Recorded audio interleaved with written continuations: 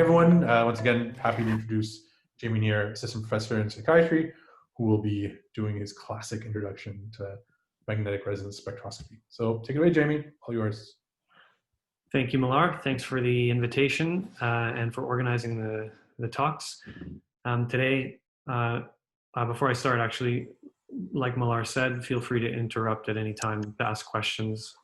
And this one is a bit more jam-packed, so I might go a little quicker through the slides. It's the Introduction to Magnetic Resonance Spectroscopy. We're going to do an introduction to what is MRS. We'll talk a little bit about some of the physics of how MRS works. We'll do some exercises on predicting the spectra of different chemicals and talking about the Fourier relationships that we have to abide by when we do MRS. Also, we'll get into localization. So how do we specifically localize which region of tissue that we're selecting when we do MRS? Talking about the MRS workflow. So what does an MRS experiment look like in practical terms from the acquisition, processing, and analysis of the data? And then we'll talk a little bit about targeting specific compounds. So using special techniques for measuring certain metabolites selectively. And I'm going to use GABA as an example. Talk a little bit about the translational potential of Alzheimer's disease. And when I say translational, I mean translating results from animal models to humans. And we're going to use Alzheimer's disease as an example there. And then we'll talk about dynamic MR spectroscopy measures, so functional MRS and dynamic carbon-13 MRS. And I think that's about it. So let's get started. There's a lot to talk about. So what is MR? If you saw my talk last week, we talked about MR imaging, where we use an MRI scanner to generate an anatomical picture of the brain, and the signal in that image comes from water protons. In MR spectroscopy, we're not so much interested in generating an anatomical picture, but we are going to select a region of tissue that we care about or that we're interested in. And from that region, we're going to collect a spectrum. The spectrum contains a whole bunch of different peaks or signals at different frequencies. And the signals in this spectrum, they come from protons as well, but not protons, not all water protons. They're all from protons in different chemical environments. So chemicals that contain protons, and they all give different resonances. And so this makes MRS a powerful tool for non-invasively looking at the chemical composition of the tissue and the concentrations of metabolites within a piece of a region of interest. So last week I talked a little bit about having sort of a choir of protons. I'm going to go back to that analogy a little bit here. So we have, you can imagine if you had a choir, or if you had an orchestra with many different instruments with different frequencies, and you have them all play together in unison, and you record the sound that you hear, you're going to get some audio signal that looks like this, just sort of a squiggly oscillation that you can record. And when you look at that signal, it's very difficult to say, oh, you know, what frequency components are in that signal. But we use this, like last week, we used this operation called the Fourier transform to look more closely at the frequency content. So if I take the Fourier transform of that signal, I'm going to get a spectrum that looks something like this. And the peaks in the spectrum, in this case, are going to represent the different audio frequencies that are in that signal. And so I might have some low frequencies from my bass instruments, some middle frequencies from my cellos, and some high frequencies from the violins. And in this case, the height of those peaks represents their volume. So how much contribution does each of these instruments make to my overall sound? And so this is kind of an audio example for spectroscopy. In magnetic resonance spectroscopy, we're doing something very similar. Okay, so we're listening, we're acquiring this electromagnetic signal that comes from our protons, which are our little singers, and they're all singing at their own little frequencies.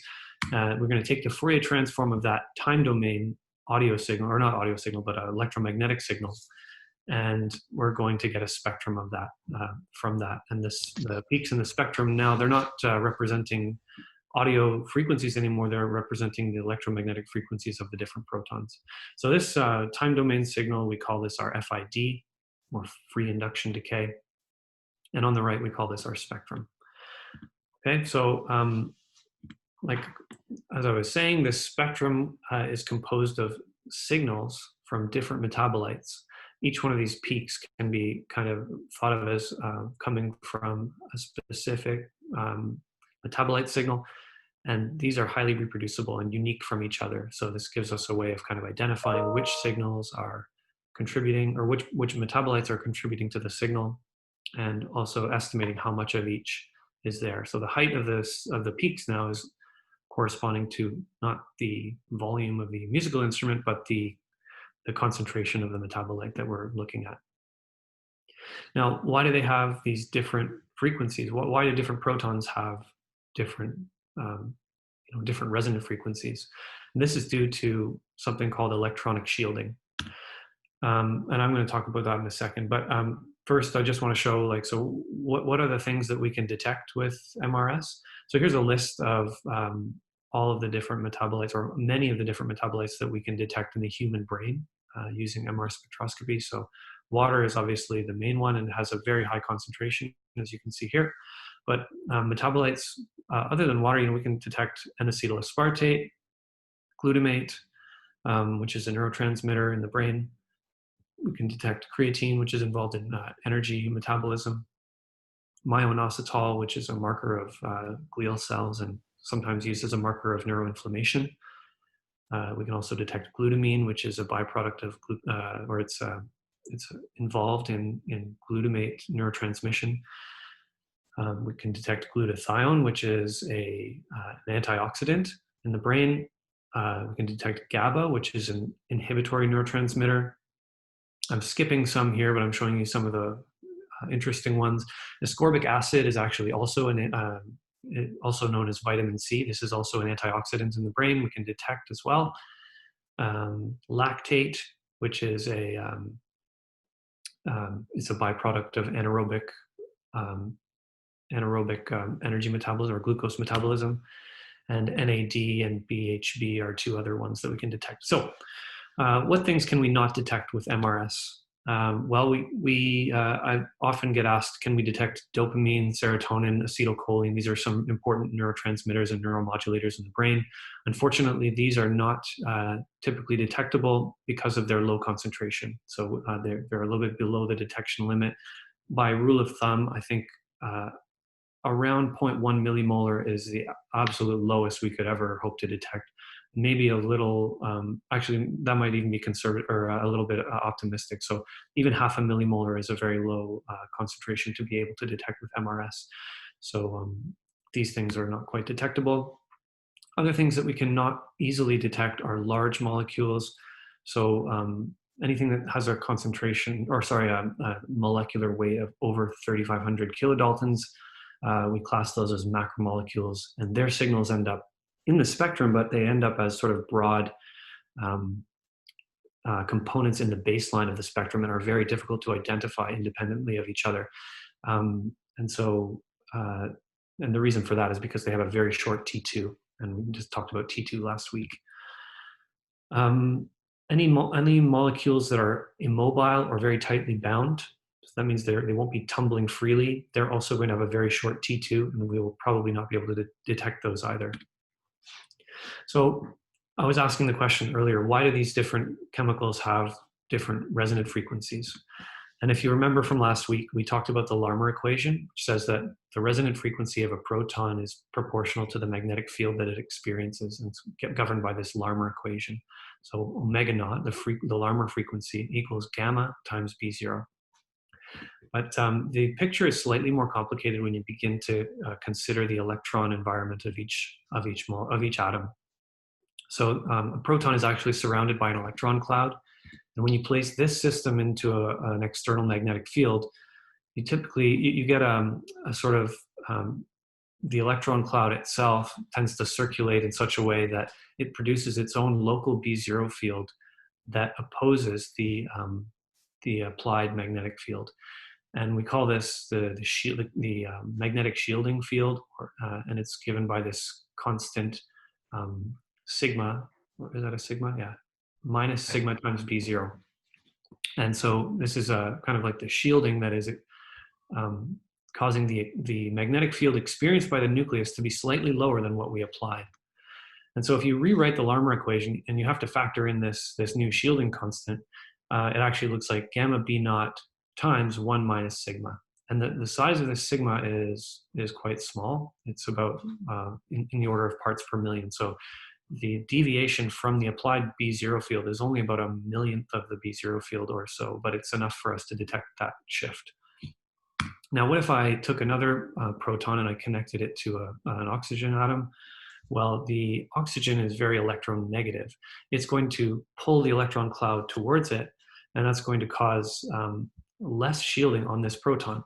And so you can see the shielding field on this proton is a little bit less, and as a result, this field is going to experience a net higher B0 field and is going to resonate at a higher frequency. Millar, is there a question? Maybe after this slide, after you finish the slide, we'll last one.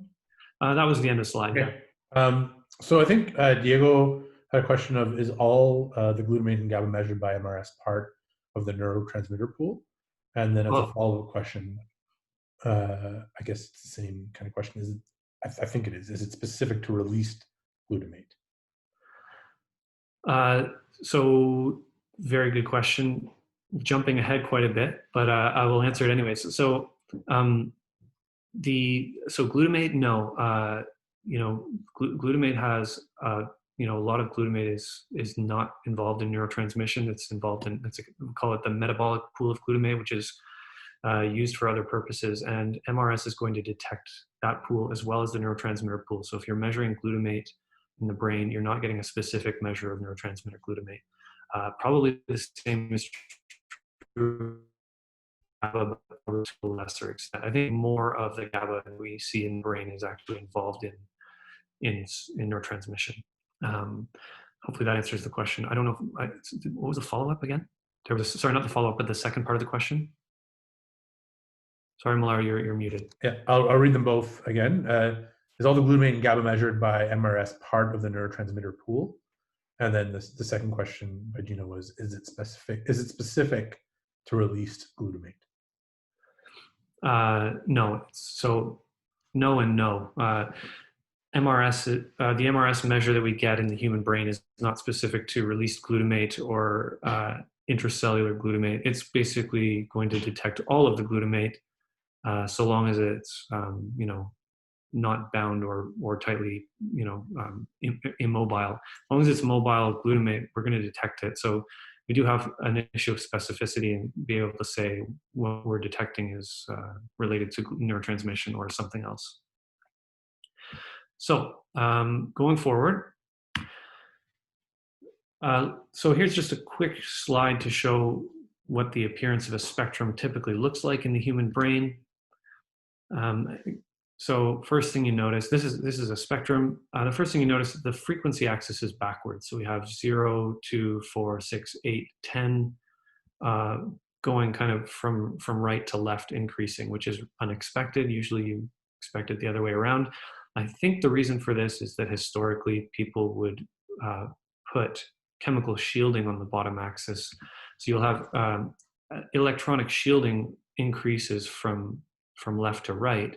And as we showed in the last slide, if you have more electronic shielding, you have a lower magnetic field. And so when you plot electronic shielding in this direction, then frequency increases in the opposite direction. So we typically, we're going to see a big peak at 4.7 ppm. This is where the water peak appears, and most of the metabolites of interest are going to appear to the right of that, between around 0.2 and 4.2 ppm.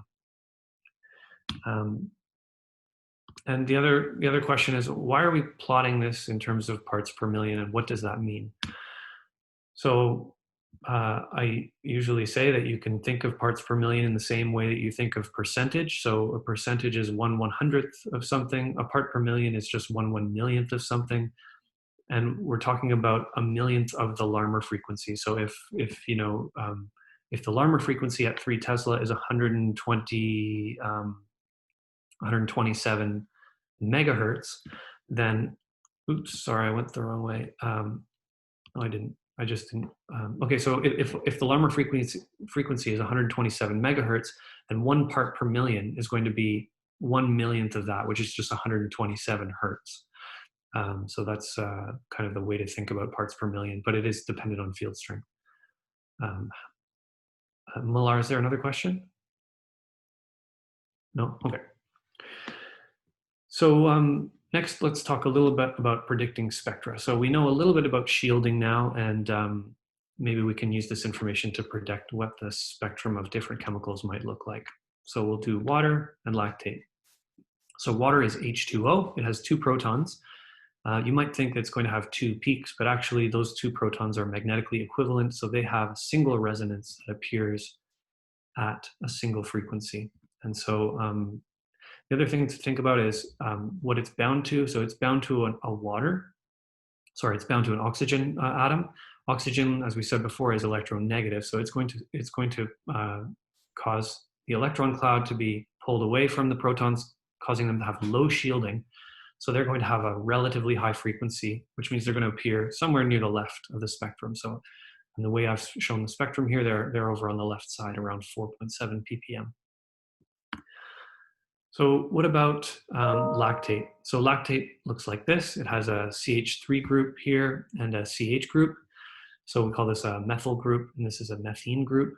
Each of these is going to produce their own peak. So you're going to have 1 peak here from the CH group and another peak from the CH3 group. And you can see that this one is going to have the least amount of shielding. So it's going to appear, it's going to have the most amount of shielding. So it's going to appear to the right of the spectrum. And this one's going to have the least amount of shielding because it looks like it's nearby to some oxygens, I think. So that's going to appear near the left side. But that's not all. Oh, and the other thing that's important is that the height of these peaks corresponds to the number of protons in each group. So I've left water here, which has 2 protons. CH group is going to have only half of the height of the H2O peak, assuming they have the same concentration. And that's because it only has 1 proton. And the CH3 group is going to have a 3:2 ratio, or it's going to be 3 times higher than the CH group because of the 3 protons. Now, the other thing that we're going to see is something called coupling. So because these 2 groups share a covalent bond, they actually interact with each other, and this is called coupling, and this causes the peaks to split. So instead of having nice singlet peaks, you actually see that the peaks are split into sort of smaller groups of peaks. And so that's called coupling. And now instead of the heights of these peaks corresponding to the number of protons, it's actually the area under the peak. So if we measure the area under these 3 peaks, you'd still see a ratio of 1 to 2 to 3. Okay, so we've done a little bit of sort of seeing how a chemical structure can give rise to a certain spectral shape. Now, how do we acquire an MR spectrum? So last week we talked a little bit about imaging, and if you remember, we might do an excitation pulse, which could be a slice selective pulse, and then maybe we'll wait some time, or we might do a spin echo pulse. But later on, we're going to read out our signal, and when we read out our signal in imaging, we typically have a gradient on, and this is going to be moving us through K-space, and it's also going to mean that the signal that we measure is going to be, the frequency of that signal is going to vary as a function of position while the gradient is on. In spectroscopy, we do a very similar thing. We start by exciting the magnetization, and it might be a slice selective pulse. We might have some time where we do other things, and eventually we're going to read out the signal. But generally in spectroscopy, we read the signal with the gradient turned off. And now we're measuring the frequencies as a function of chemical shift, okay, not as a function of position. And this is the main difference. So now when I take a Fourier transform, I'm going to be looking at the natural frequencies of the spins in my sample rather than the frequencies that are induced by the gradient. Okay, so let's look quickly at the Fourier relationships that sort of govern the spectral properties. So we do this by imagining an experiment where we have, say, 3 parts water at 4.7 ppm, 2 parts metabolite A at 4.0 ppm, and 1 part metabolite B at 3.9 ppm. So what is the signal going to look like? Well, if we imagine that we center our receiver at the water frequency, which is typically the case, we're going to have a signal that appears to have 0 frequency from our water signal, and it's going to have an amplitude of 3 because we had 3 parts water.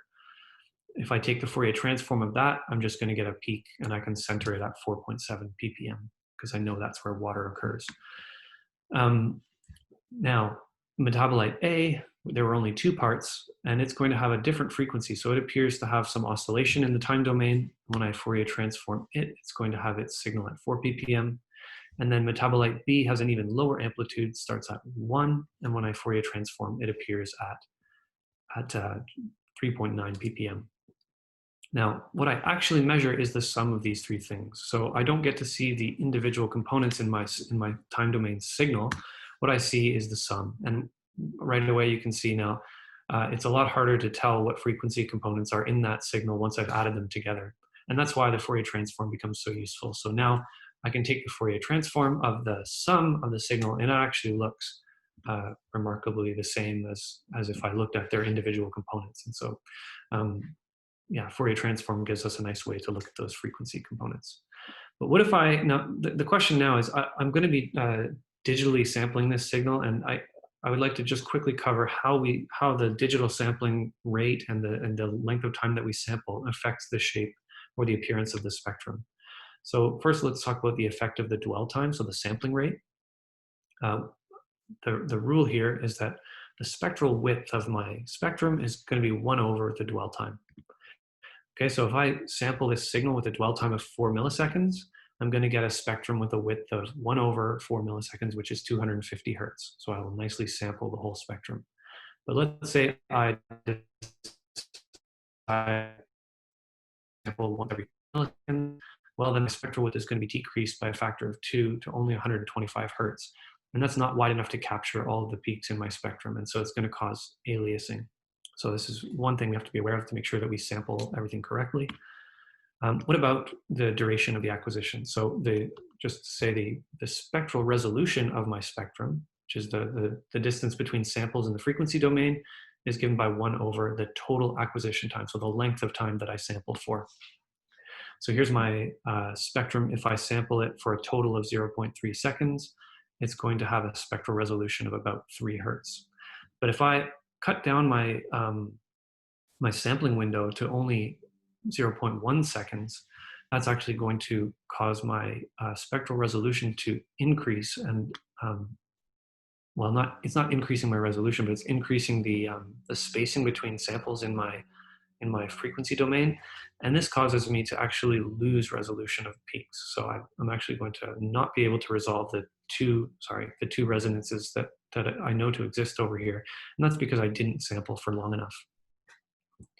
A similar thing happens if you look at signals with different T2 star values. So I talked last week about T2 star, and this is the rate of the decay of the transverse magnetization.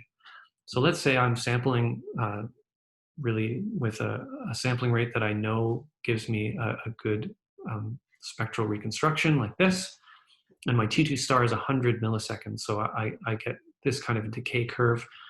In this condition, I can successfully reconstruct the spectrum. However, if my T2 star were to drop by a factor of 3 down to 33 milliseconds, my signal decays a lot quicker. And now what happens, it looks a lot like the case when I actually turned off my ADC too soon, and I lose spectral resolution. And so this is an important feature of MR spectroscopy, which is that I need my T2 star to be fairly long in order to measure these nice sharp peaks that are well resolved from each other. If I don't, then I'm going to get this sort of spectral blurring. And the way that I do this, the way that I make sure that my T2 star is nice and long, is by shimming. So we have to do a really good job of making sure that the magnetic field is very homogeneous and that we have a good, nice good shim and a good long T2 star so that we have good sharp peaks and spectral resolution. Everything okay so far? So far, so good. Nothing coming up in terms of questions. Great. Okay, so next. Sorry. Oh, I spoke too soon. Just in time. Yes. Does the Fourier transformation account for the oscillation? Does the Fourier transform account for the oscillation? Maybe would it help if there's kind of something to clear? Like, what do you mean by oscillation here? Do you mean like the frequency or the kind of drift up and down over time? If you're talking about this oscillation of the signal, that's exactly what the Fourier transform is trying to account for. So it's looking at these oscillations in the signal, and it's trying to say what frequencies, what are the specific frequencies that are contained in that oscillation, in that signal, and it's showing those components over here. So I think that hopefully that answers the question. I believe so, but Gina, if you have a follow-up, go ahead. I'll keep going, and if there are more questions, let me know. All right, so now we're going to talk about localization. So everything I've talked about so far, if I do an excitation and read spectrum from that, I'm going to have signal coming from everywhere, but I don't want signal from everywhere. Usually I want to target a specific region of interest. And so we have a technique called localized spectroscopy that allows us to do this. And well, there's two ways of localizing. One is using single voxel spectroscopy, and we use pulse sequences called PRESS and a few others to do that.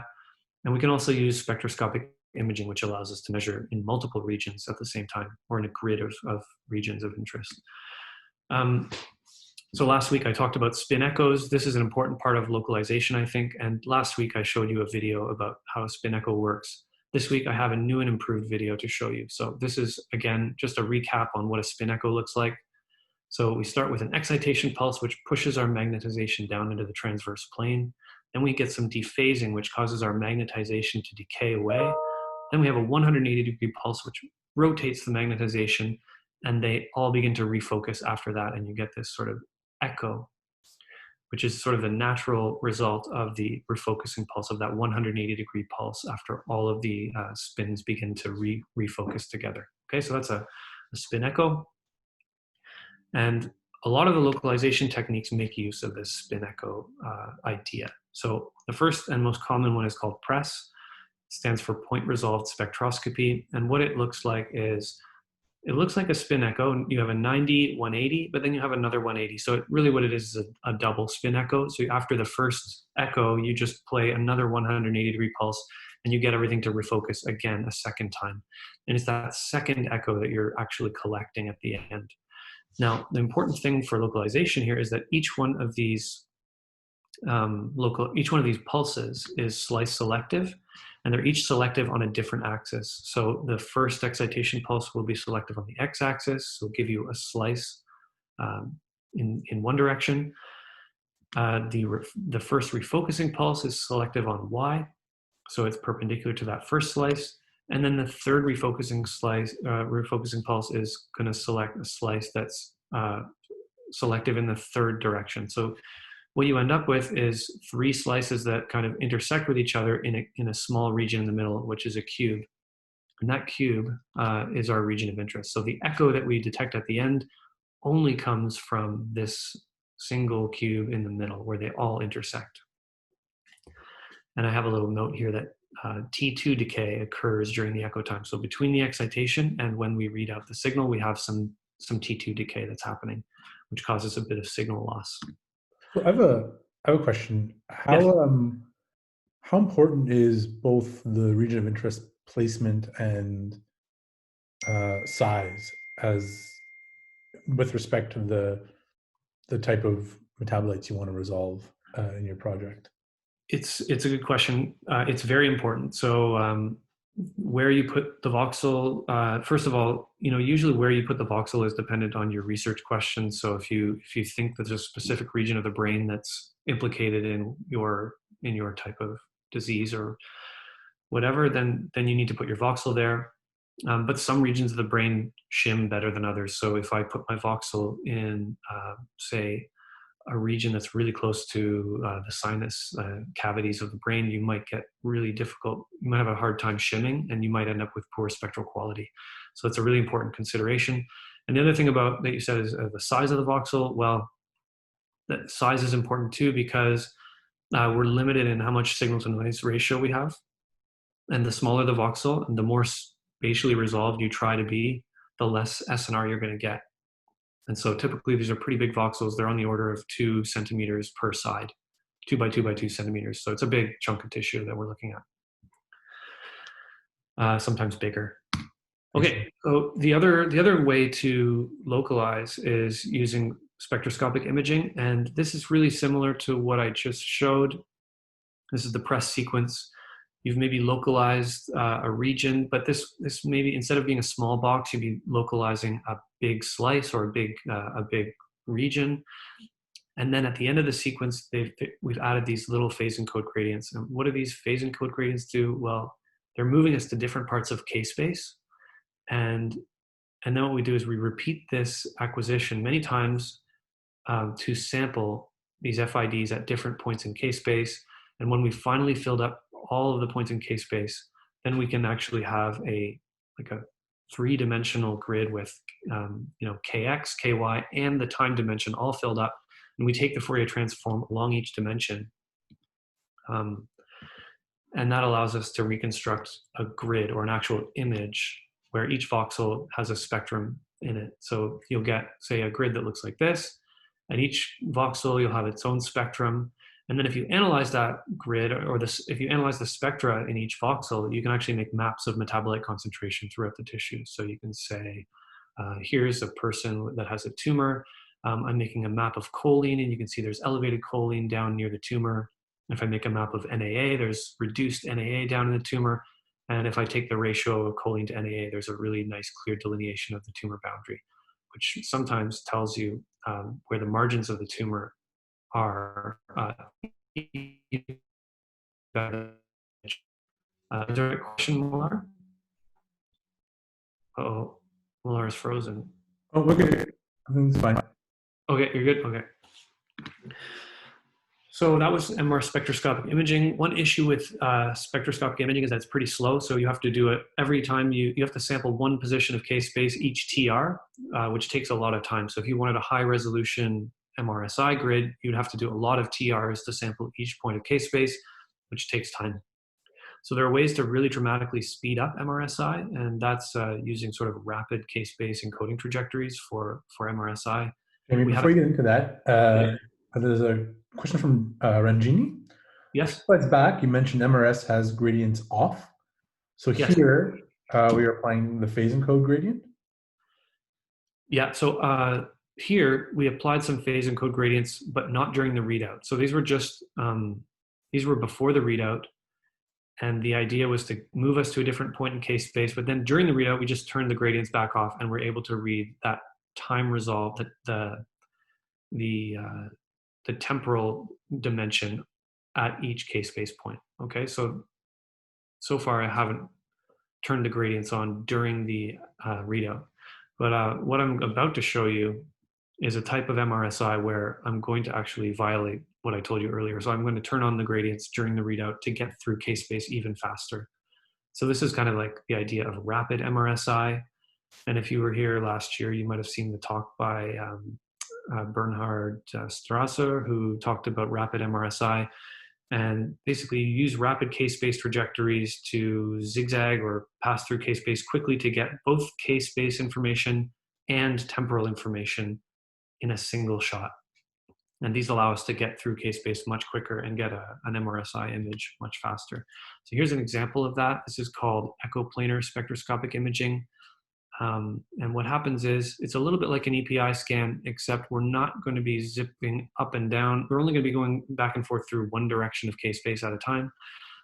So here it is. We excite, we go up to a line of K-space, and then we just go back and forth along that line over and over again to collect not only multiple points in K-space within a single acquisition, but also each one of those points in K-space multiple times so we get the temporal domain properly sampled. And then we can do that over and over again at all the different lines of K-space to fill up K-space as quickly as we can.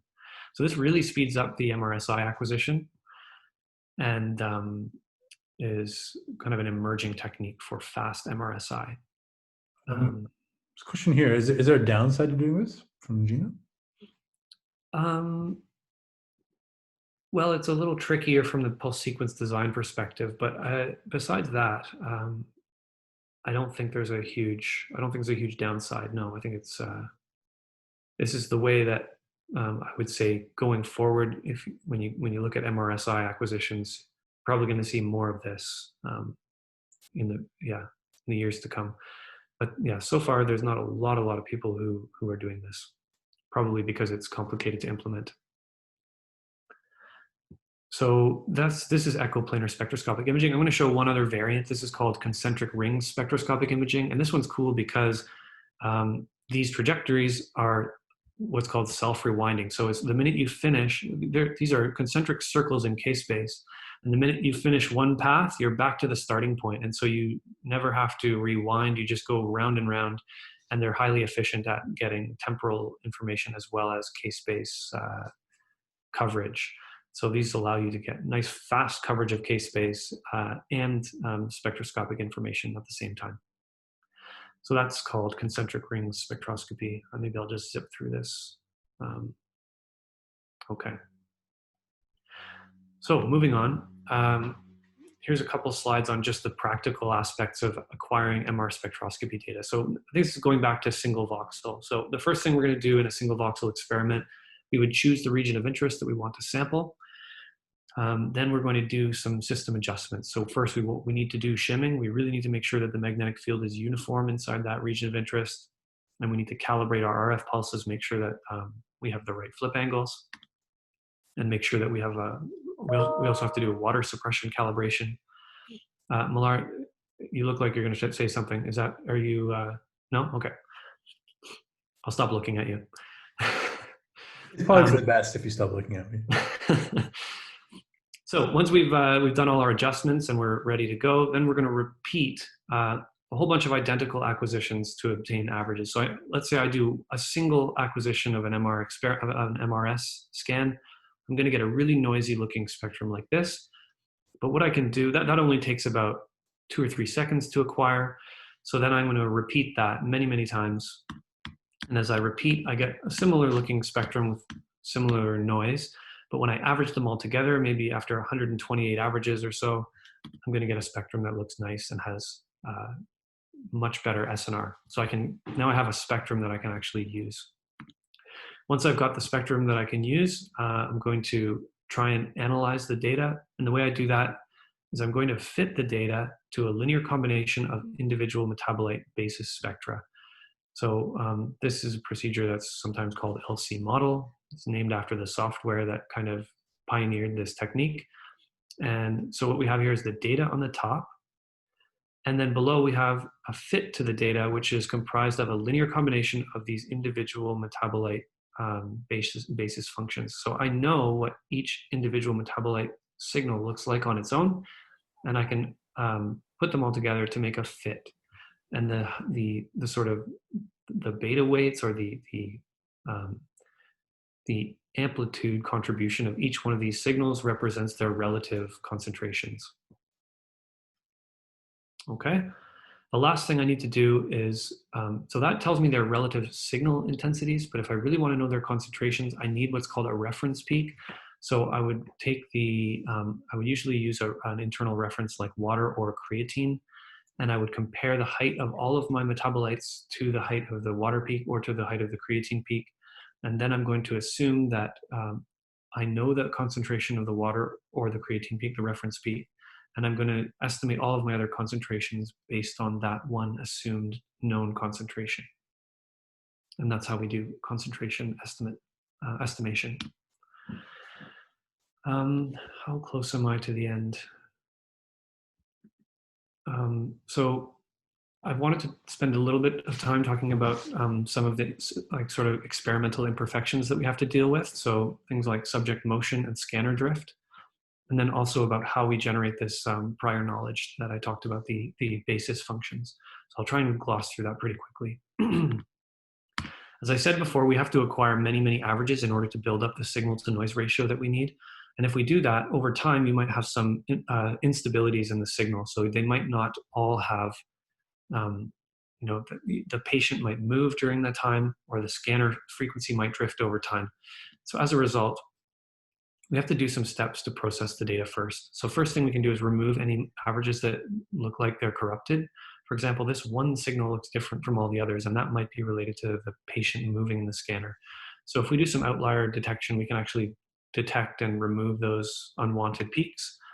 And here it looks a little better after we've removed it. And the other thing we need to do is correct any frequency and phase drifts that happen during the scan. So if I measure the frequency and phase drift over time, I can then correct it and get sort of a bunch of spectra that are nicely aligned before I average them all together. So this really improves the quality of our spectra. This red one shows what the spectrum would look like if I didn't do any of those processing steps. And the black spectrum shows what it looks like after processing. And you can see that the amplitude, or the signal amplitude, is improved. And you can even see that the actual resolution is improved too. You get nicer spectral resolution after those steps. The packages for doing this kind of processing were limited, but my lab developed a tool called FIDE that allows you to do all of this processing. So this is a little plug for the FID appliance, or FIDE, which is available on GitHub. Jamie? Yes. A few questions, for real this time. So one from Diego: why is each acquisition called an average? Because you average them together at the end. So you're taking the average, the spectrum that we analyze at the end is the average of all of those acquisitions. They're sometimes also called transients or shots, but I say average a lot. And then from Daniel: are there baselines of putting known concentrations of known metabolites into an MRI scanner? So into the MRI, I guess into your analysis, really. Or are you talking about a phantom? So into the MRI scanner, get the MRI spectra from those to compare back to?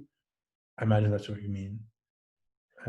Yes. So one way to do quantification is, instead of using an internal reference like water or creatine, you can use an external reference, which is like a bottle of some compound that is of a known concentration. And so then you have to acquire a separate acquisition in your external vial, and then you can compare all of your brain spectra, your brain metabolite concentrations not concentrations, but signal intensities, to the signal intensity that you measured in your vial, and you can use that to measure the concentrations that way. But that's also challenging, because you have, B1 inhomogeneities that can cause that can really complicate that measurement. Thanks, Jim. Okay, so the next question is, well, how did we get all of these basis functions at the beginning? So the ones that we use to as basis functions for fitting the data. The answer is, well, there are two ways. These are called basis spectra. And in the olden days, what people would do is they would make a phantom solution for each individual metabolite and collect a spectrum for each different metabolite they wanted to add to their model. This is really good and accurate way of getting your basis functions, but it's also very costly and time consuming. So nowadays, what people use is, more often they'll use simulated spectra. This is very fast, very cheap, and it's also quite accurate. But it does not account for scanner imperfections all the time. So I guess there is a slight downside. But we did some experiments in my lab. Well, first we developed some tools to do these simulations. And these seem to work quite well. You can do this in the FID appliance. And the way it works is basically you do a spatially resolved simulation where this green box represents the region of interest that you select for your pulse. And these tiny little spectra represent the shape of the signal at all of the different regions that within the region of interest. And you can see that you don't have a uniform signal throughout the voxel, actually. And the reason for that is because of the shaped localization pulses. They have a bit of a shoulder on them. And so the signal that you get varies slightly within the region of interest. But when you sum all of this together, you get an actual pretty accurate representation of what your basis function would look like. And so we did some comparisons between experiment and simulation for GABA and for glutamate. So this is an experimental GABA spectrum that we acquired from a phantom. And these are the spectra that we got from simulation. And you can see they really closely match each other. I'm not giving anything quantitative here, but just visually, you can see that it's a good match. And also for glutamate, again, we have an experimental spectra here at the bottom in blue, and the simulated spectra just above. You can see there's, again, a really good correspondence between simulated and experimental. And this gives us confidence that we can simulate our basis functions accurately and use that to fit our in vivo data.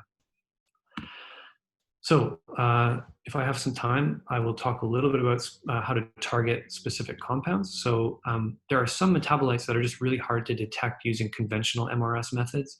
And so sometimes we have to use a special technique to detect it. And a really good example of this is GABA. So I'll talk a little bit about GABA editing. So it's the main inhibitory neurotransmitter in the brain. It's involved in regulating neuronal activity. And, I think an interesting thing about GABA is that we have a relatively small number of GABA neurons in the brain compared to, say, excitatory neurons.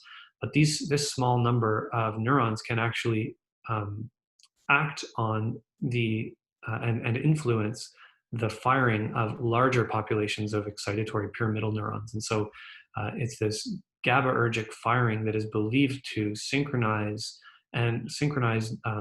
excitatory neurons and cause the type of oscillations that we can see on, say, EEG and MEG scans. And so GABA, inhibitory cells are interesting, and for that reason, a lot of researchers are interested in being able to detect GABA non-invasively with MR spectroscopy. So what does GABA look like? It's got 3 CH2 groups like this. And so each one of those CH2 groups gives rise to a different resonance, and I've color-coded them here. So this green resonance comes from this CH2 group, and so on. And they're coupled to each other. So because of the shared covalent bond that is between each of these groups, you actually have some interaction between them, and they can almost communicate with each other a little bit. And, so this causes the splitting that you see.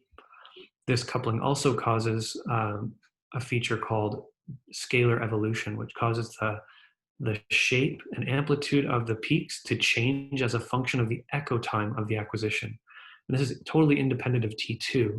But what you can see is if I change the echo time of my MRS acquisition, I can get to a point where some of my GABA peaks are almost inverted. And that is a feature that it's called J evolution, and we can use this feature to actually help us detect GABA.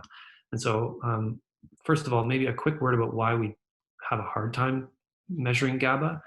It's because it has a very low concentration in the brain, only about 1 to 1.5 millimolar. But the other reason why is because it's got much larger resonances overlapping with it. So this blue spectrum here is a sort of a simulated human brain spectrum, and the green component here is the contribution from GABA. So you can see there's a lot of really big peaks overlapping with GABA, and this tiny signal is hardly visible at all when you look at the overall spectrum. And so we need a special way to detect it. And the way we do it is using J difference editing, also known as GABA editing, and it takes advantage of the coupling and the scalar evolution, the J evolution that I was telling you about. And so here's how it works. You acquire one spectrum where you choose the echo time such that you have that inverted shape. So it's around 70 milliseconds, you get an inverted GABA shape when the echo time is 70 milliseconds. Okay, so you do one acquisition like that. Then you do a second acquisition where you apply an editing pulse. And this editing pulse is it's frequency selective, and it's applied to the coupling partner it's applied to only one of the the CH2 groups. And it's this one right here, the one in the middle. So if you apply a frequency selective pulse that only inverts this guy, then it actually causes the phase of the other two peaks to be refocused properly. And so now you don't have the inverted shape. If I then take a subtraction of those two spectra, I get a different signal that looks something like this. And all of the overlapping spectra or peaks that were blocking it from view are going to be subtracted away. And now I'm going to be able to detect this. So here's some in vivo megapress data for GABA editing in the human brain. This was in the human dorsolateral prefrontal cortex. And in a 9-minute scan, you have a bunch of an edit off spectra that looks like this. So this is the entire spectrum where I didn't apply the editing pulse. And here's the spectrum where I did apply the editing pulse. And if I subtract them, I get a spectrum that looks something like this. And if I zoom in a little bit, I can see this peak around 3 ppm. And this is the GABA difference signal that I'm trying to detect. So if I measure the area under this peak, then I can get an estimate of the GABA concentration. So it's a nice way of removing all of the overlapping signals to detect GABA properly. We had a question from Diego. Yes. I've seen some papers that measure GABA in rats with a low TE about 8 milliseconds. With a low TE press sequence, so one with 8 milliseconds, and no editing pulse. How is this possible? Well, you can use LC model to analyze your data, and you can include GABA as one of the basis functions in your model. And LC model will tell you, LC model will probably find a beta weight for GABA, and it will say, well, GABA, we did detect GABA. It might not be very highly reliable, but it can still find it, and it can still give you an estimate. There is a lot of controversy about whether that kind of thing is reliable, though, so I would take that with a grain of salt. And I've done this in the human brain as well with the short echo time spectroscopy, trying to detect GABA. And according to the simulations, it is doable, but it's tricky. Okay, so I just wanted to show this slide, which is, I think, one of the important things to remember about MRS is that it's translational. So we can do it not just in humans, but we can do it in rodent models as well. So on the right, you can see brain images from mice, rats, and humans. Spectra from each of those animals. And one thing to note is just the spectral similarities across species. I think this reflects the fact that in the brain tissue of these species, they have pretty much the same underlying sort of cellular biology and the same underlying neurochemistry. So if you want to use a rat or a mouse as a model of disease, MRS gives you a way of potentially detecting translational changes in neurochemistry, which I think is powerful. And here's an example of how they did this in Alzheimer's disease. So they took a rodent model of AD, a mouse model, and they showed sort of decreasing N-acetyl-aspartate levels with time and increasing levels of myoinositol with time. These are reflecting different aspects of pathology. So you have myoinositol reflecting inflammation and N-acetyl-aspartate reflecting neuronal loss. And it so happens that if you do MR spectroscopy in human patients with Alzheimer's disease, you can see some very similar changes. And so this is potentially valuable because then if you wanted to treat animal models with experimental treatments, you can use MR spectroscopy to assess whether those treatments are actually having an effect in reversing the changes that you see, and then potentially translate that to humans. If I have a couple minutes, I'll quickly talk about dynamic spectroscopy. So everything I've talked to you about so far, we're just assuming that we're measuring the signals at a single time point. But we know that metabolites are constantly being created and destroyed, and there are very dynamic processes underlying all of this. The brain keeps your metabolite levels in very tight homeostasis. So if, sometimes, even though these things are happening dynamically, I won't see changes over time in metabolite levels. But we might be able to get a picture of tissue metabolism if we disturb the homeostasis somehow. And two ways of doing that are using functional MRS and using dynamic carbon-13 spectroscopy. So functional MRS is just a way of essentially measuring the spectroscopy signals dynamically during a task. And if we ask a participant to go in the scanner and do, say, a repetitive task like finger tapping, or if they look at a flashing checkerboard, and we measure the signals, the glutamate and lactate levels in their brain, we can see that the concentrations of glutamate and lactate follow the time course of the stimulus that we deliver. And so this is potentially a way of looking at some aspects of metabolism in the brain. But it's very difficult to do the changes that you see. The metabolite levels are already very small, and so the changes that you see are even smaller, and it's very difficult to detect those kind of changes. And lastly, carbon-13 spectroscopy. This is just a way of looking at labeling of metabolites using a carbon-13 substrate. That's because carbon-13 is also detectable by MR, not just protons. And so I think I'm going to skip over this because I know it's getting kind of late. But if we have the right RF coils, like what I'm showing here, which was developed by a student in my lab named Chatu, who's a fantastic PhD student, we can actually do experiments where we measure the turnover of carbon-13 label in our in the rodent brain or in the human brain. And so this gives us a way of measuring dynamic processes like the TCA cycle flux rate or the glutamate neurotransmission turnover cycle. Anyway, that's a really quick intro to carbon-13 spectroscopy. So that's the end of the talk. To summarize, MRS gives us a way of detecting metabolite concentrations in the brain. It benefits from pre-processing and accurate prior knowledge. Some metabolites require tailored acquisition sequences in order to detect them well. And interpretation of static MRS measures can be challenging, and in order to get around that, we might be able to use dynamic MRS methods in order to get more detailed information about the underlying metabolism. And so that's the end of the talk. Thank you to everyone in my lab who's contributed and just been so great over the years, and also to all the members of the CIC. And to all of my funding sources. Thank you for your attention. Thanks, Jamie. Great talk. Anyone else have any parting questions? We can probably spend a couple more minutes. All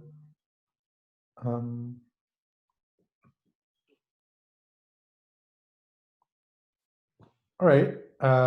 Jamie, that's great. And thanks for all the questions during the talk. I think there was some really nice discussion and great questions all throughout. So certainly, if you guys are comfortable, please unmute yourself so we can give Jamie a bit of a round of applause. Great stuff. Thanks again. And, thank you. Thank you, everyone. And we'll see you all next week, where the speaker will be me, and I'll be talking about structural image analysis. So see you all then. Bye. Thanks, Millar. Thank you.